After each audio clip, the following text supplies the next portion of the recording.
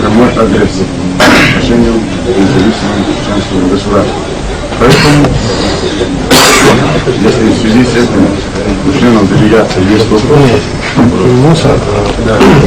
для разведения противоборствующих сторон. Значит, именно вокруг этого и должны стоять войска российские. Я считаю, и, наверное, меня поддержат члены делегации, что за Назрань 5-10 километров незачем ставить войска российские, потому что там нет никаких препятствий, никаких ситуаций, чтобы они стояли или размещались, раскладывались в боевом порядке. Поэтому мне кажется, что именно здесь, в Назране, если есть такая ситуация, они должны стоять в пригородном районе и Осетии. Для развода, чтобы не было дальнейшего массового уничтожения людей. А все остальное, вот мы сейчас ехали, и там уже они окопались как положено, и стволы направлены в сторону Чеченской Республики. Это не что иное, как попытка навязать. Руководитель делегации прав в том, что попытка начала агрессии.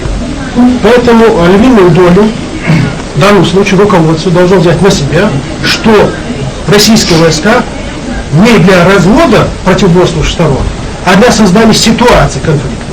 Вот это надо донести до руководства вооруженных сил России, и чтобы они именно согласно указу президента занимались тем делом, на которое они сюда направлены.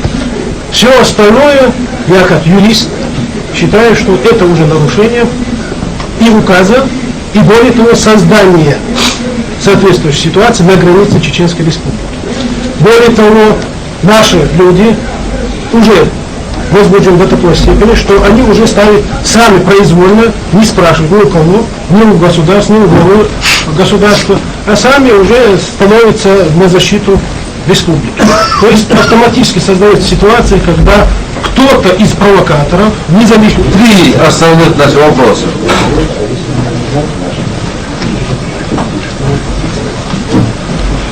Придать погребению погибших людей.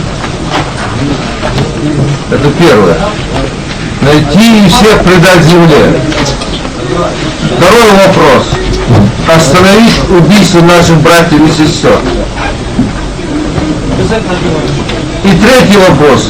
Вернуть людей в свои жилища. У нас не было никакой надобности в этом районе, и в Назрановском, и в Новогоберском, в Фунджинском районе никакой надобности в войсках так не было. Они были нужны только в пригородном районе на сегодня Кавказе, а мы так повторяем. И мы не считаем себя виновными в том, что они нас пришли. И когда нас даже спрашивали нас по этому поводу, не собьют ли наш вертолет, который оказывает нам гуманитарную помощь. Мы не могли заверить, я сказал, мы не можем вам назвать границу, потому что она на колхозных, совхозных картах землепользования, там только есть у нас граница, у нас границ нет. Нет у нас границ. если не каждый день, то через день дома пускаем федерал. Что Дона сформировать дальше Дон, делегация шесть на пост.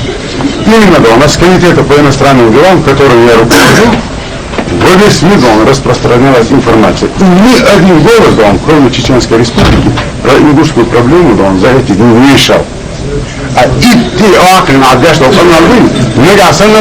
говорим о танках, которые проникли на территорию Чеченской Республики. Поэтому мы хотим узнать, то ли вы им показали, где они должны стоять, то ли они сами туда проникли. И было что чуем,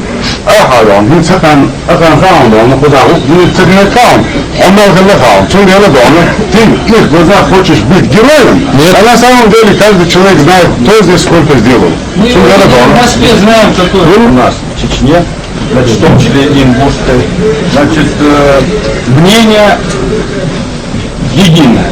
Значит,